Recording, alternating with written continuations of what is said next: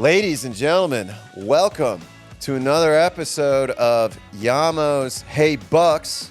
I am one of your hosts, Drew Sample, and I'm joined by always the man, the myth, the legend, Andrew T. Evans. As we also know, Andy Evans. Andy, how you doing today? I am well, sir. Ready to talk about a big Buckeye win from yesterday. I agree. It was a great win. Anybody that didn't watch the show, I don't know where you've been, but 35-7, pretty dominant game.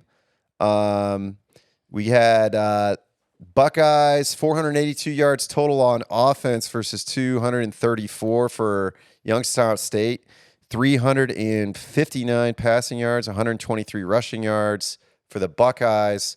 135 yards passing, 99 yards rushing for Youngstown State, which is actually held them under 100. Yep. That's still pretty good running game against the Buckeyes, who are supposed to have a good defense. But we'll talk about that. We'll talk about it. Kyle McCord, 14-20, pretty good in the accuracy. Agreed. 258 yards passing, 3 TDs. Marvin Harrison, 7 catches, 160 yards, 2 TDs. We don't have Emeka Mbuka on here, but he had 95 yards on 5 catches, I believe. 5 or 6 catches, 95 yards, and a touchdown as well. Defense locks down after giving up game-opening possession. Penguins only 3 of their 10 drives were over 10 plays. Then the first possession ending successfully with a TD, but 2 other long drives ended without success. Bend it, don't break. I'm happy with that. Longest drive, 11 plays, ended with an OSU interception or takeaway. Big Ten Network said an OSU turnover. I was like, different stat. OSU didn't turn it over. No, it's a takeaway. It was a Youngstown State turnover. But I still, the Big Ten Network is improving.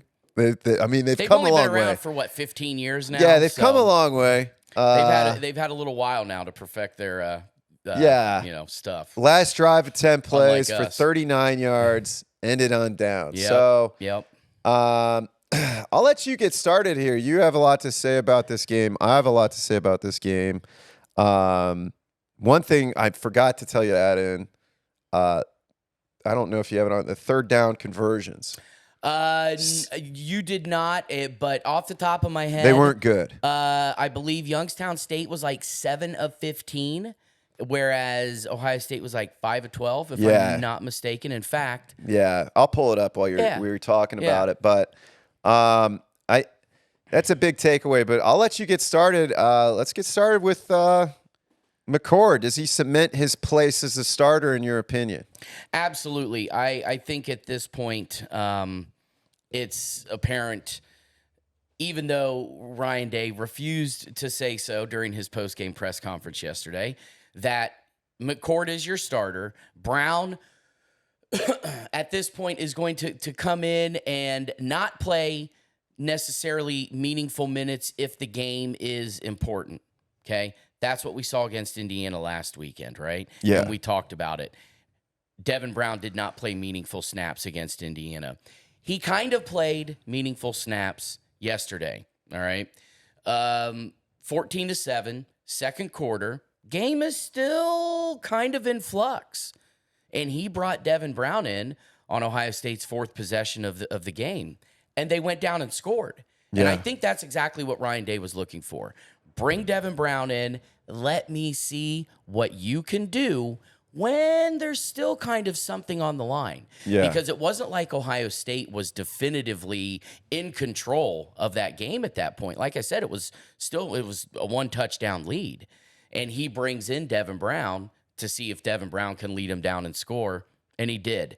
But, excuse me, I think that it is without a doubt apparent. I mean, McCord still played more snaps, right? Yeah. He definitely looked better in his time on the field.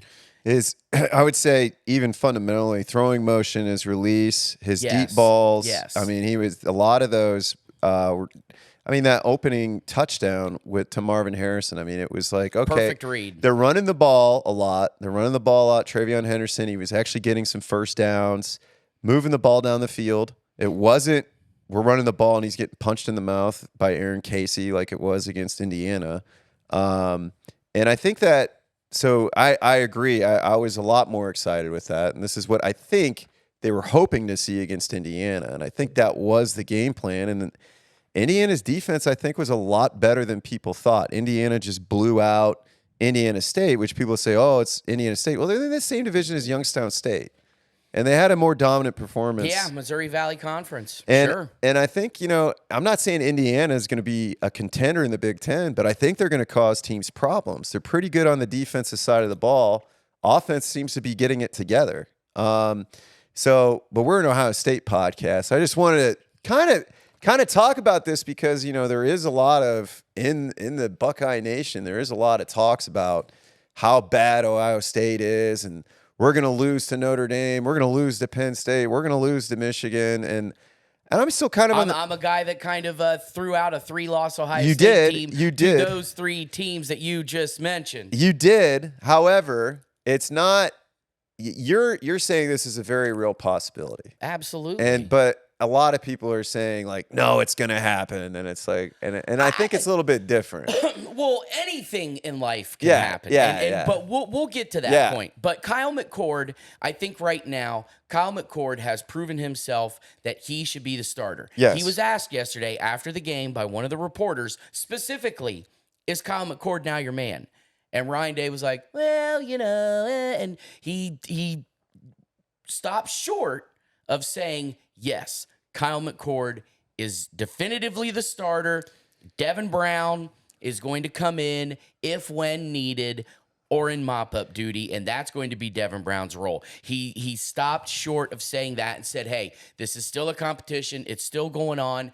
Devin Brown was interviewed after the game, one of the players that was at one of the little interview tables, not at the main podium, but he was asked, do you still feel like, you're in contention for the job? And what's he going to say? No, I know now that Kyle McCord is the quarterback and I'm just going to be sitting back behind him. He's like, absolutely, I still feel like I'm in this race. Ryan Day still says that Devin Brown is in this race. But for all intents and purposes, what we've seen the last 2 games, Drew. Yeah, it's Kyle McCord is the starter. And I'm happy with it. I think that there's going to be scripts. I mean, these offenses, they have scripts. It's going to be on Heartline script. Hey, 4th possession, you got Devin Brown coming in. What are we going to run? Because it's his drive.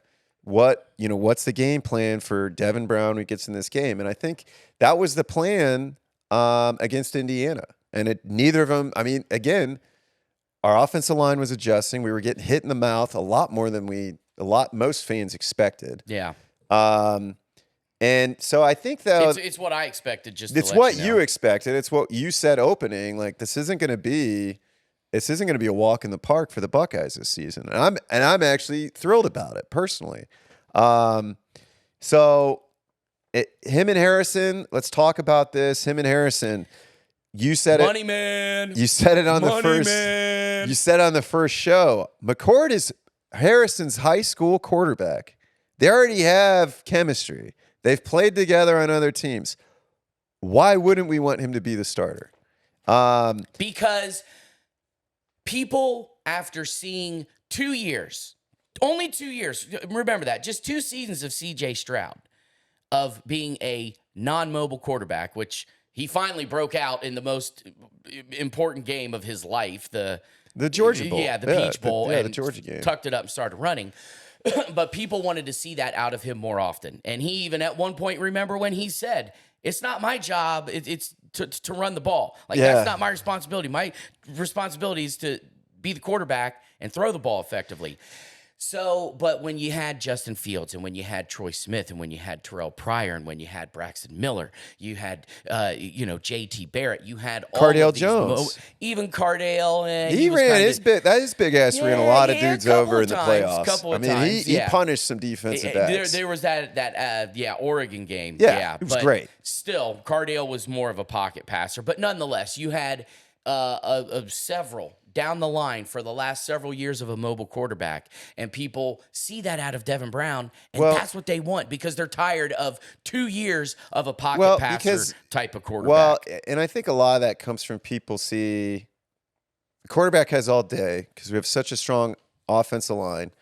Receivers aren't getting open. Run the ball. You can run it, get a first down. And they would see Stroud would just sit in the pocket forever, and it's like, dude, you cannot do that. And there were times he probably should have tucked it and ran. Yeah, but he didn't. or he would force a pass or something like that, and we'd get in rough shape. Sure. And I think that's where that was coming from. But then that went to this extreme to where, well, now we need a quarterback that's going to run. It's like, what happened to the old school Buckeyes of we want a pocket passer? We want to have an Eddie George in there that runs the ball. So I just think there's Buckeye fans want to have their cake and eat it too. Oh, and don't most fans? And seriously? And so many of my friends that are Notre Dame fans or Michigan fans that live around here are just like, I don't know why the Buckeyes fans are complaining so much. They're going to be fine. They're good. A lot of Notre Dame fans are worried about this game against the Buckeyes, as they should be. I mean, I think it's going to be a great game. And vice versa. Once again, it's a game I personally think Ohio State, we're going to see how for real Ohio State and Kyle McCord is. But let's get back to the run Marvin game. Harrison, Marvin Harrison, the fact that, yes, Kyle McCord was my choice going into the season because, yes, Kyle McCord had 2 years of experience over Devin Brown. He had more actual in-game experience than Devin Brown. He actually had a start his freshman year, something Devin Brown has yet to have, right? Marvin Harrison was a receiver that he played with, came into Ohio State with. They're the same age, same graduating class. They used to be roommates, I'm pretty sure. Yeah, they were roommates. Excuse me. And this is a guy that, they played together since their sophomore year in high school. Yeah, okay. Looked a little rusty against Indiana. What's going to cure your rust? Playing. Cure your ills and knock off some of that rust? Reps.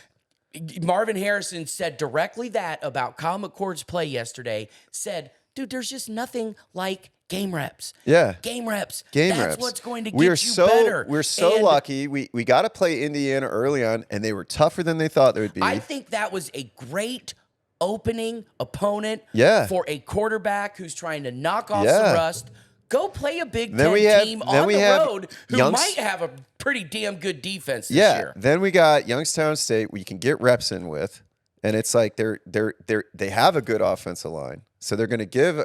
They have big guys. It's Talking not about like Ohio State or Youngstown State. It's not like it's a bad football program. It's just not on the level of Big Ten. You've got, we were talking about this earlier. You've got the guys from Youngstown State that, they're not quite as good to make D1 level. But they're all FBS 6'3" plus 300 pounds. Dude, there's a guy on Youngstown State, CJ Charleston, wide receiver.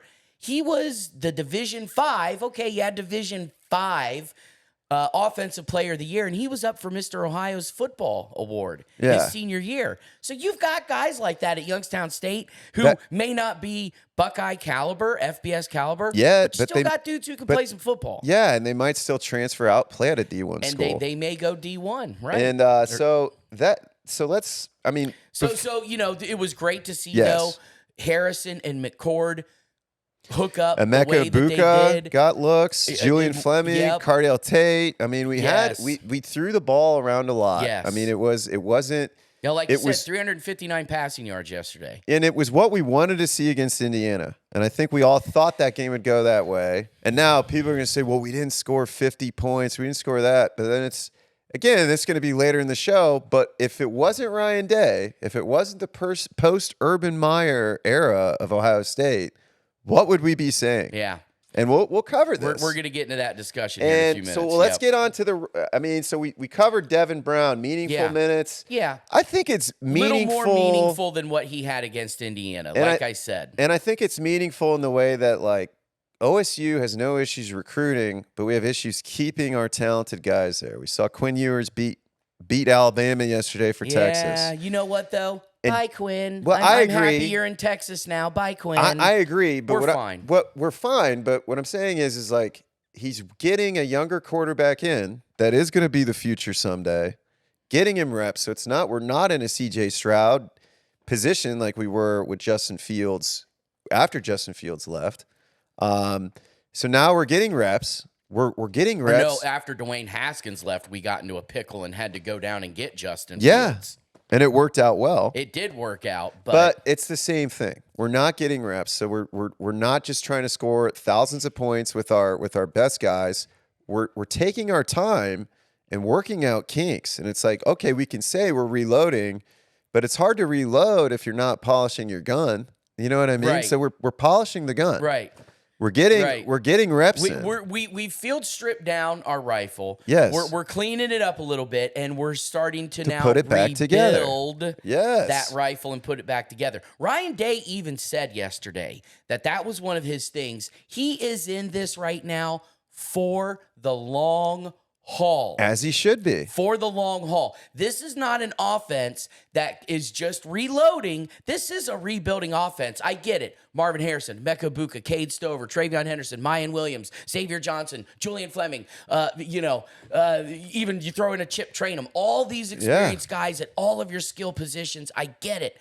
But the two most important positions on the offense, your quarterback and your offensive line, you're rebuilding. You're not reloading. Yeah. And that's why this offense right now is rebuilding, not reloading. But it's going to reload hopefully by next week. Well, you know what? And We'll find out against Notre Dame. Yeah, no, Western Kentucky's next week. Well, no, but I know, but that's what I'm saying. Hopefully next week, Right. we'll be there for Notre Dame. So Devin Brown, I think we agree, more meaningful minutes. We understand why.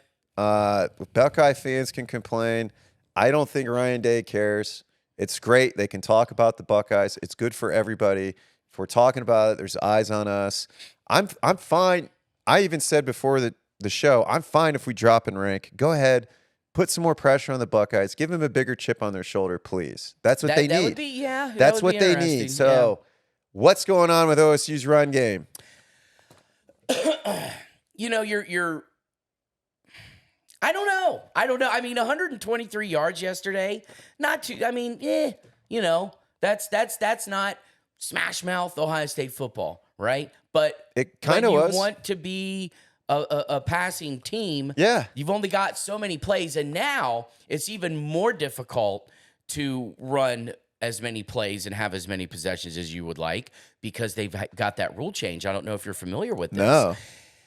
So now, after a first down, kind of like the pros, clock doesn't stop. Oh. Clock used to stop on a first down, right, in college. Clock would stop. They could at least They rush took to that the away line. this year. It's totally gone. That's very interesting. Totally gone. So, So even still, you get a first down, the clock would stop, but then it would restart once the ball was once the set. chain's set. Yeah, once the ball and the chains are set, then but that's still 5, 6, 7, maybe 10 seconds to get everything like set up. That's gone. So when Youngstown State opened the second half with the football, they ate up over 7.5 minutes of the clock. And you're like, I'm looking at the clock like all of a sudden, like, whoa, they had the ball for over 7.5 minutes. Yeah. That new rule change, just that little tiny nuance of change has created a bigger gap in how many plays Ryan Day would like to run and how many possessions. That's interesting, too. And I didn't even look at time of possession for that stat. I meant to look at that. Luckily, we've got our phones. We got our phones here. I hate looking at them, but so the run game, you can't necessarily get as many runs in as you would like, but it's interesting that he's not going with Travion Henderson as his main feature back. He's the starter. But he doesn't want to get him hurt yet. And I think that's part of it because of what happened to Trey last year. And he was the workhorse. And Trey took he took some big hits in that game against Indiana. He wasn't the plays got blown up. But he even had 3 then, guys he brought in Chip early. He brought in Chip early. So I think he is trying to sew together and keep guys happy, kind of thing. But he also doesn't want to run the risk of injury. Yeah. Because of what happened to Trey and Mayan last year, getting banged up a lot. So I think that's what he's doing, and that's why we're not seeing Travion Henderson as much as we are. I'm but okay we're still with it. seeing Travion Henderson late. The guy got You 2 know? touchdowns. Yeah. He had some nice big plays. Still had I think he had a solidly decent game yesterday. Yeah, and he didn't get a ton of reps. And he got reps, but they were meaningful reps, but they weren't a lot, which I think is good when you have a guy that broke his foot last year. And then come playoff time, Marvin Harrison's out. We don't really have a lot of running backs because everybody's hurt because we just ran them like mules the whole time, workhorse mules, until they got injured. The biggest takeaway I saw from the running game was it's a very different scheme. Last week against Indiana, it was heavy Travion Henderson, got in the red zone, put in Mayan Williams, he got a touchdown. Then second half, heavy Chip Trainum. He runs the ball, does most of the brunt work. Red zone, puts in Mayan Williams. Yep. So then this week, very different scheme. They get into the red zone area. Travion Henderson stays in while he's playing and gets the touchdown. When Chip Trainum's playing, they go into like a power I formation. And he turns into the fullback. Which he's a big dude. He is. Played linebacker. Mayan Williams, both bigger dudes than Travion Henderson. Yeah. So am I happy that we have like a beat 'em up style running game that we're developing in the red zone with two big beefy fucking running backs? In that way, that's Big Ten Ohio State smash That's mouth Big football. Ten smash mouth football that we're kind of adding in and marrying to this Urban Meyer spread style, or even, I mean, Ryan Day played for years under Chip Kelly. He coached underneath him, so it's similar style. Right. I think But people. he's taking the old school aspect of smash mouth football, and like you said, marrying with it, the spread. Now, Urban Meyer wanted more of like a read option style spread, where the quarterback does a lot of the work. And his quarterbacks didn't make good reads. He doesn't want the quarterback, though, to be put in that JT Barrett-like position where JT is tucking it, running it, and potentially taking the risk of injury. Justin Fields got injured in that first playoff game. Against Clemson. No. He was hurt going into that playoff game against Clemson. He had the knee brace. I don't think a lot of people realized, but he had the knee brace, and he didn't run nearly as much in that game. And it was still a really close game. And then the next year, Justin Fields can run, and we destroy them. And so I think there was a lot of things that people aren't necessarily seeing that, like, it's with NIL, it's very competitive. OSU's NIL program's not that good, but people keep saying, I like going to the Buckeyes because it prepares me for the league. And look at them. You get the media training. We're a brand new Ohio State podcast that everybody's talking about the Buckeyes if you're on the team. So I think it's like you have to look at it long term, and everybody's just looking at it right now. I want a national title right now. And look, the Buckeyes get this put together by Notre Dame. We execute Notre Dame. We are a national contention team. Once again, Notre Dame is the true test. Yeah, right? That's the first real test. And that's what we're prepping on. So Right. I was happy with it. And I am too. And don't get me wrong. I would like to see the rushing stats a little bit better. But you said this. I mean, so you have it here. So Trainum and Williams each led the team with 6 runs apiece. Yep. They actually they each had one more carry than Travion. Travion had 5. 5 for like 56 yards, but the 2 touchdowns. Chip, 6 carries for like 20 yards, and Mayan had like 6 for 25. But it's like, but they technically got more carries than Travion. What's that style running called? Thunder and lightning? Something like that. I mean, isn't that old school run the ball football that Big but Ten they're fans? Both the Thunder, Travion's the lightning. Yeah. That's great. Yeah. What are we upset about? You know what? You may have a point. Oh, by the way, time possession, Youngstown State, 34 minutes. Ohio State, 26. See? I mean, and I think that's the issue too. We're going to get into are we ready to move on from running backs? Yep. So getting into the defensive side of the ball, as good as our defense is, our biggest issue on defense is how fast our offense scores. If our offense is scoring and we're not holding on to the ball, we're not having time of possession, it doesn't matter how good your defense is if they don't have rest, because you score the ball, you score in 2 plays. As exciting as it is, But it's just like, live by the big play, die by the big play. Let's get into our defense. We blitz every play. Live by the ditz, dive by the blitz. I wish I could Whatever, talk. yeah. But you go in. What were your takeaways before I jump in? And I felt at the beginning of the year that the defense was actually going to be kind of like the savior for this team. And here's the thing. The defense so far have played 2 subpar offenses, okay? Indiana, not a good offense at all. They had their own quarterback controversy going into that game. Youngstown State, actually a very good offense for an FCS team, okay? We've established that big offensive lineman that can move. Yeah. However, still you're playing an offense that you had better athletes on the field that their incapabilities were being masked. I still thought that the safeties played well. I thought that the cornerbacks, there was one safety play in particular that was not very good. But the corners, Davison Igbinosun, I got on him last week because he had that targeting that was called back that I thought shouldn't have been targeting. Had a pass interference called on him last week. Seemed to clean up his game yesterday. Didn't commit any errors. So I thought Davison Igbinosun played good. I thought Jordan Hancock, Denzel Burke played great. Great coverage on Max Tomczak to come up with finally Ohio State's first interception and forced turnover of the season. Big takeaway too. And the first interception by an OSU cornerback since 2021.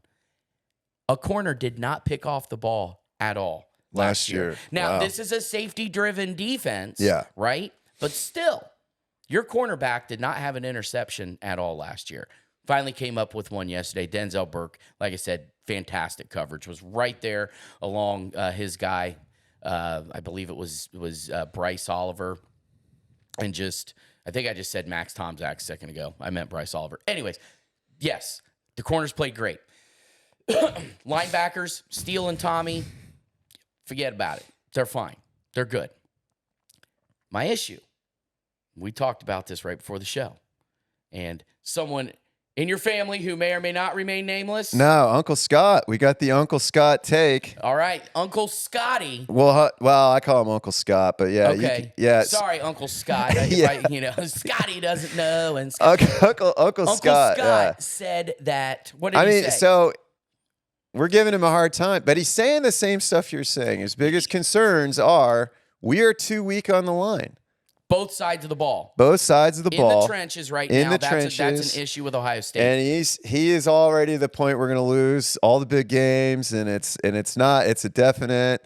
He was saying how good NC State's defense was, and Notre Dame went through it, and I'm not sold on that. It's NC State. I don't really know anything about NC State. I don't know enough. I did watch the game. Notre Dame looked very good at key points. As soon as NC State scored, they scored immediately. They would stop momentum immediately. I didn't watch any of the game. I saw the final score. I watched the game. I was there. They did some things in a game psychologically that I think is key. Like there would be lulls. Like NC State would score, Notre Dame would score, and then they're like immediately, and then it's like a struggle. Punt, and then NC State starts building momentum, getting big plays, and then Notre Dame gets an even bigger play. So it was a fun game to watch. Yeah. Ohio State's game it was kind of boring. The game with Indiana, it was boring. Yeah. And I think people we're so used to OSU just scoring 50 points.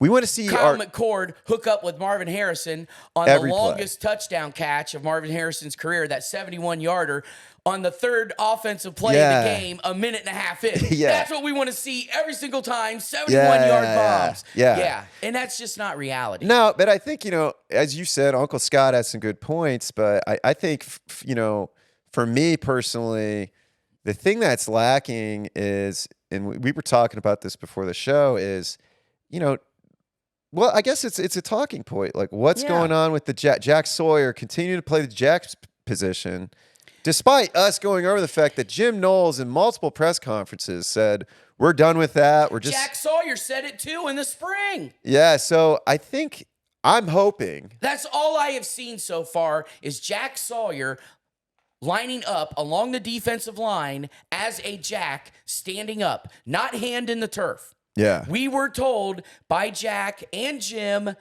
a number of times he's going to line up with his hand in the turf. Done with the Jack roll. That's done. It didn't fit him last year.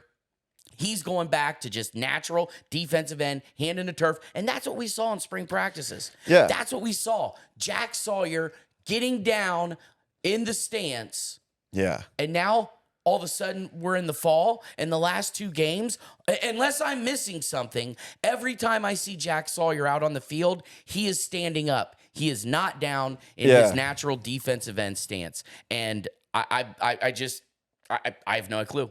I have no clue. I mean, we're also seeing... I don't think anybody's asked him, Jim Knowles, that in his Tuesday press conferences. He's been out for 2 now. Nobody's asked him, and I haven't had the capability of going down there myself and asking him. Well, you're going to ask him. Tuesday. You're going to ask him this Tuesday.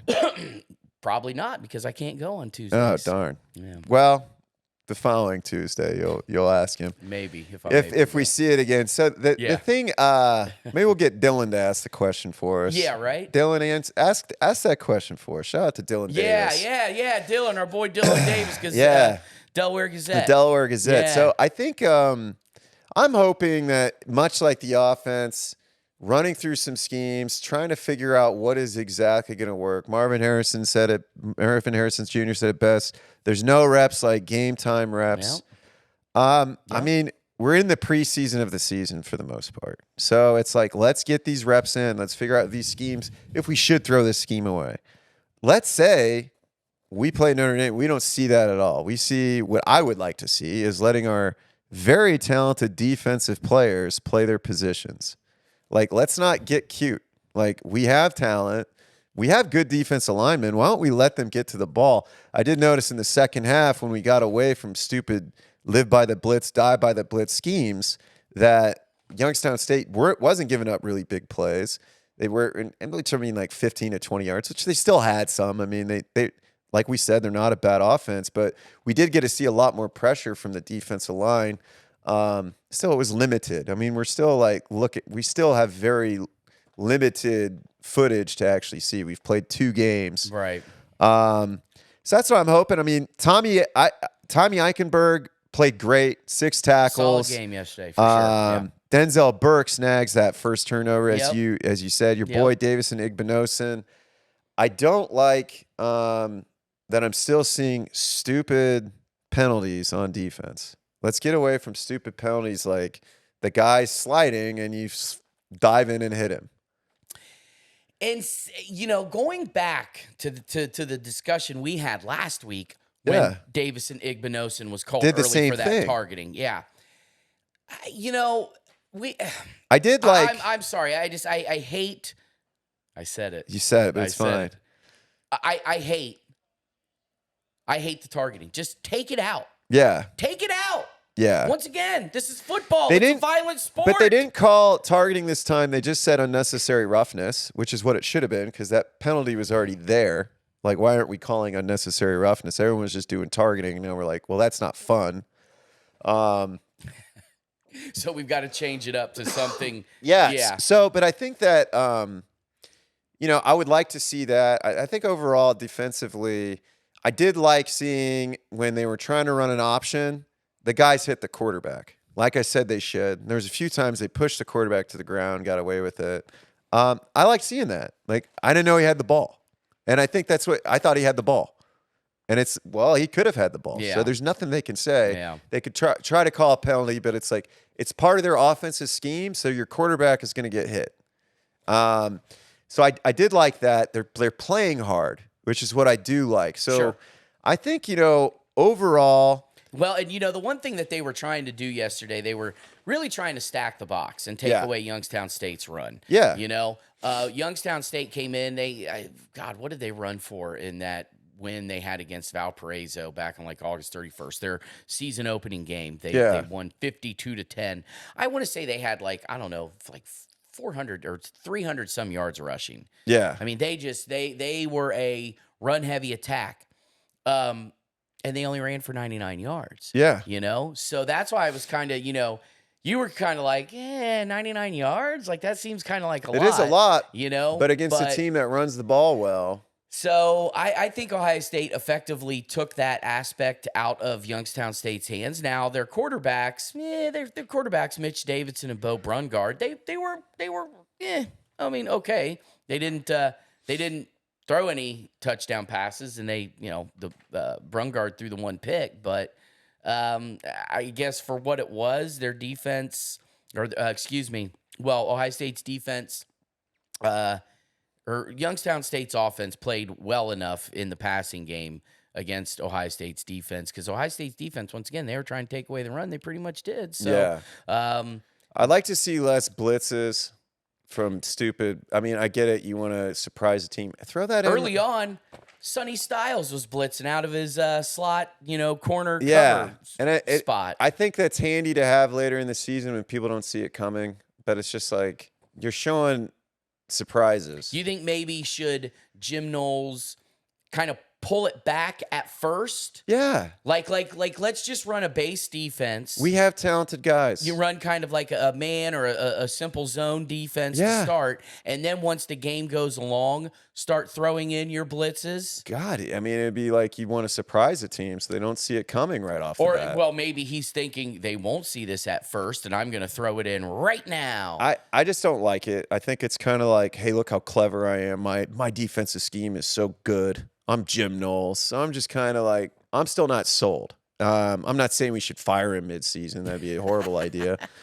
But let's talk about coaching. I noticed this with it being Youngstown State and Youngstown State's coach wearing the sweater vest, Big Ten Network making some big deal out of it. Doug Phillips. One thing I do want to say, OSU did get lucky because Doug Phillips did kind of play the game like a wuss at the end of the second half. They had decent momentum. Sure, it was 28-7, but you were driving the ball down the field. You were giving OSU problems defensively up front.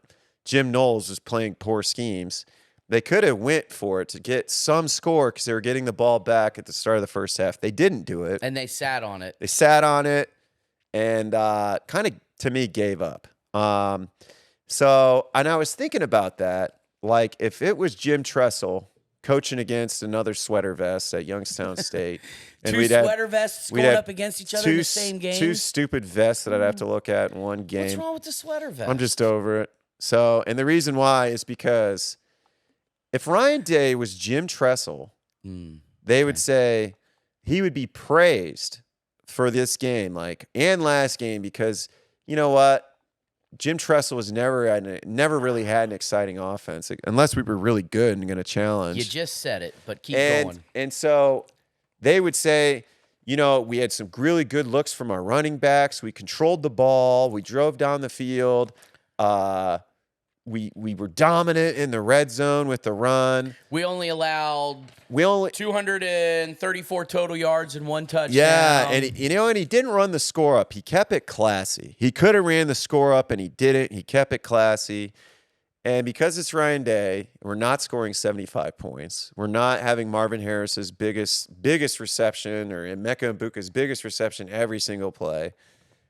Ryan Day sucks. He lost to Michigan twice. We still got to fire him. He's not the coach. He's John Cooper 2.0. Because, people can prognosticate, and they can already see that we're headed down that road because we lost twice to Michigan. And we're going to lose every big game this year, Andy. Sure. So now this is Uncle Scott talking now, right? No, this is a mix of Uncle Scott and other people. And Uncle Scott is not saying this. He loves Ryan Day, loves the Buckeyes. All right, so Uncle Scott. No, all right, Uncle good Scott, on you. he's just upset. He's actually pointing out the stuff you are. Little idiosyncrasy. Yeah, and we were just teasing him in our family chat. But there's other people. He's a Ryan Day. He likes Ryan Day. He loves the Buckeyes. But there's other people that we all know are in the camp of let's fire Ryan Day. Yeah. Or Tressel was way better. And I just don't agree. He did have more national championships and Big Ten championships at this stage in his career, but we weren't talking about, well, why aren't we number one? You know what I mean? Like, Yeah. we were happy to get in that game to lose to LSU that we didn't think we belonged in. And they kind of backed their way in that 07 game.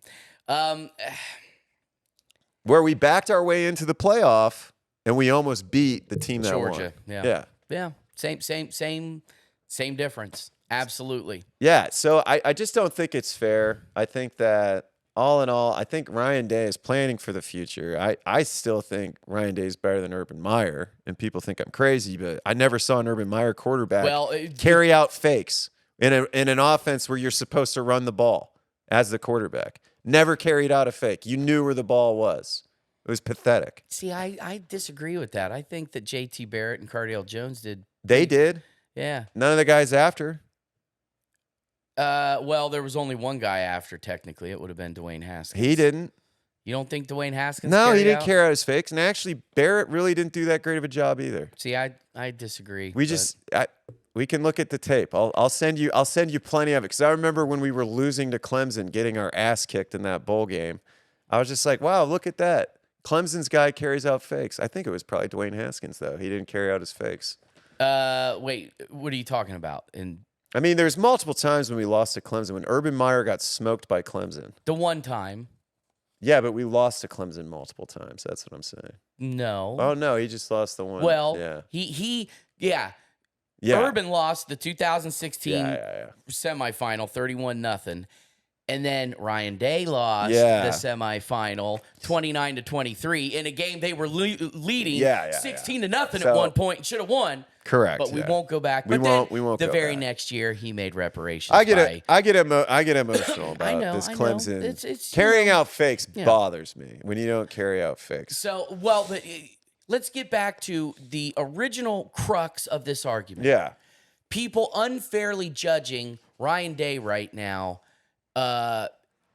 First of all, this game pissed me off because I literally forgot one little attachment to my tripod, because I always do a pregame preview down at the Horseshoe. Yeah. All right. For Columbus Wired before every home game. Yeah. All right. Go down there. I've got my notes in my hand. I'm ready to go. I look down. I don't have this stupid attachment to clip on the top of the tripod to put my phone into where I record my preview. That's all I needed was this clip. I didn't have it. I literally could have stood there and done this, which I tried to do, but it was windy. I'm like trying to look down. You know, the phone's I like to have it set, centered like we are right now. Yeah. You know, no movement going on. Yeah. So having said that, though, in my pregame preview, I swear to God, I'll send you the damn notes that I've got. We'll post them in the show notes. We can we'll give them to Adam. Of course, I tweet can them always out. make up the notes later. Tweet them out. Right? But my point is, I honestly predicted Ohio State to win yesterday. No joke. 35-7. I swear to God. And I knew that this offense is still a work in progress, as we talked about. Ryan Day's building for the future. This was not going to be a game. I saw, a lot of the pundits, the experts, the guys that cover the OSU beat, all these people. Oh, it's going to be a 45-3 game. It's going to be 48-6, and it's going to be 45-0. And I'm like, no. Expect the offense to be better because it's Youngstown State, but also.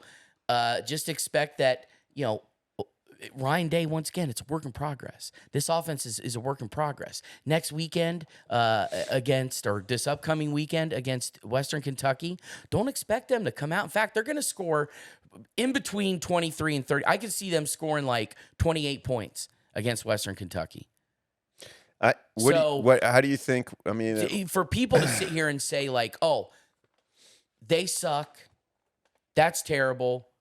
But yet, the same thing would have happened in Jim Tressel's day, and we would have been like, hey, man, solid win. In fact, we have class. 07 and 08, the previous two times that Ohio State and Youngstown State played, 07, 38-6 was the final score, and 43-0 was the final the next year in 08.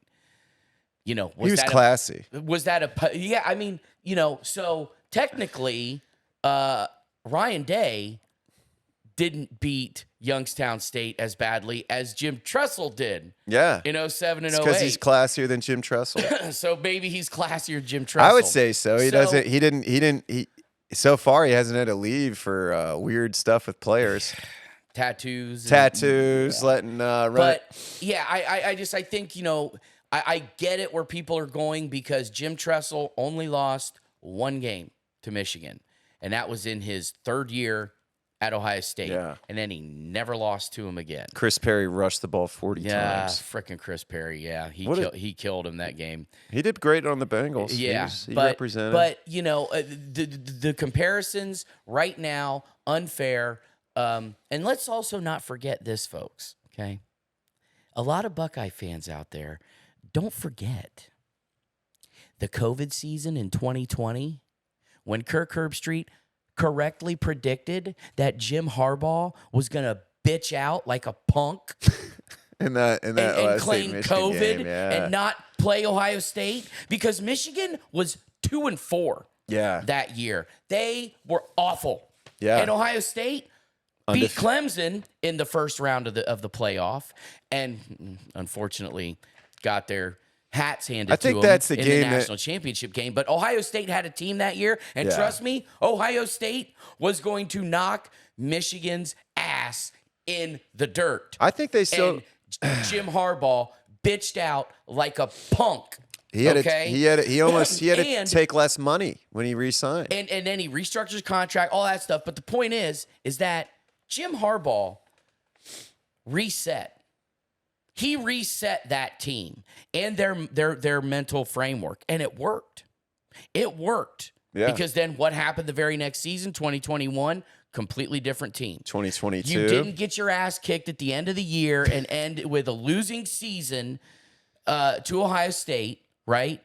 You didn't get your soul taken. You completely reset yourself. You used COVID as an excuse. You reset yourself, and it once again it worked. It was a brilliant plan. They've beaten Ohio State twice now. So what does Ryan Day have to do to reset? Their quarterback's finally playing. I think what he has to do to reset is he has to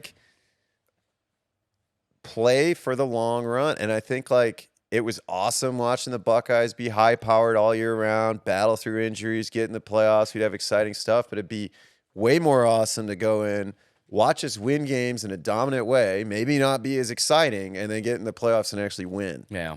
So we got Western Kentucky, quick preview. Hilltoppers out of Conference USA, 2-0 on the year with wins over FBS South Florida 41-24. And FCS Houston Christian 52-22. So far, this offense has scored almost 100 points. And you already said expect to see. How many points do you think they're going to score? You know, I mean, you've got. I mean, they beat South Florida and Houston Christian.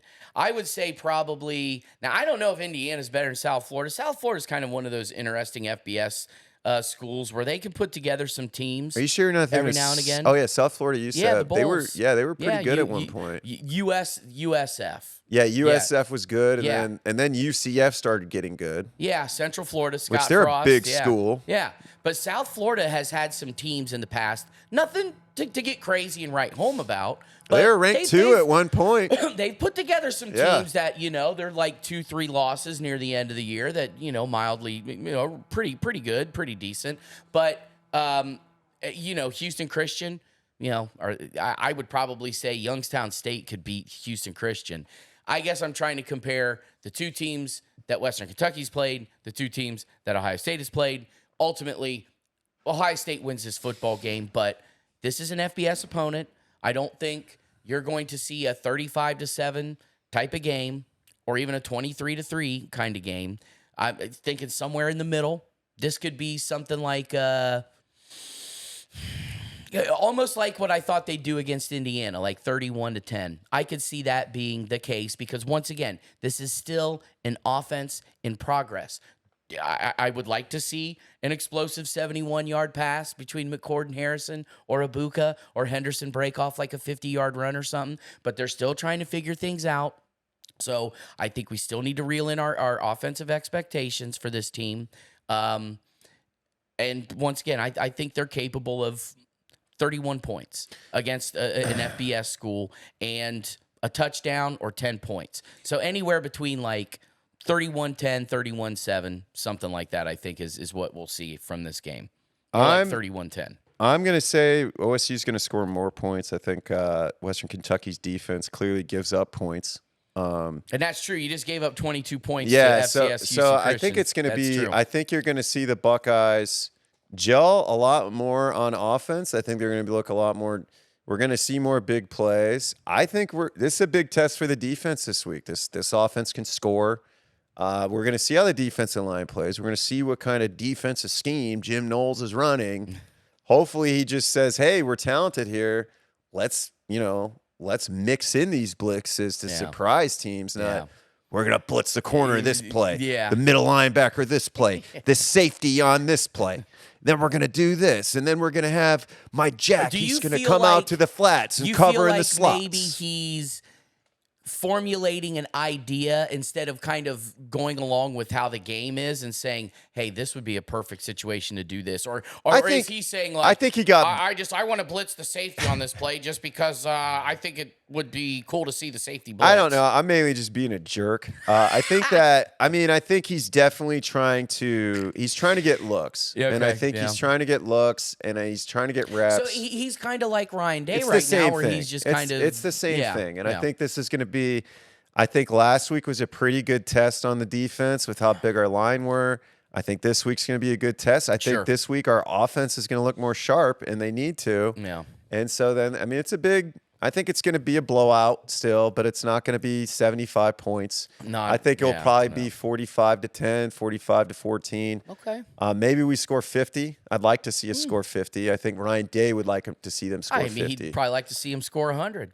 Yeah, so we'll see how it goes. 100 on him like Jimmy Caps. But we got to wrap it up here. Yes, yes, sir. I think that's it. So do us a favor, share the show. Don't be a hoe. Shout out to Andy Frisello who says that. Share the show. Do us a favor. You like the show, share the show. We're here for you guys. Yeah. Check us out, Yamo Sports YouTube. And then also, Hey Bucks, if you're listening to us on the RSS side. Yeah. But thanks again. I'm Drew Sample, at Drew Sample on Twitter. This is Andy Evans. What's your Twitter? At Andy's Wired.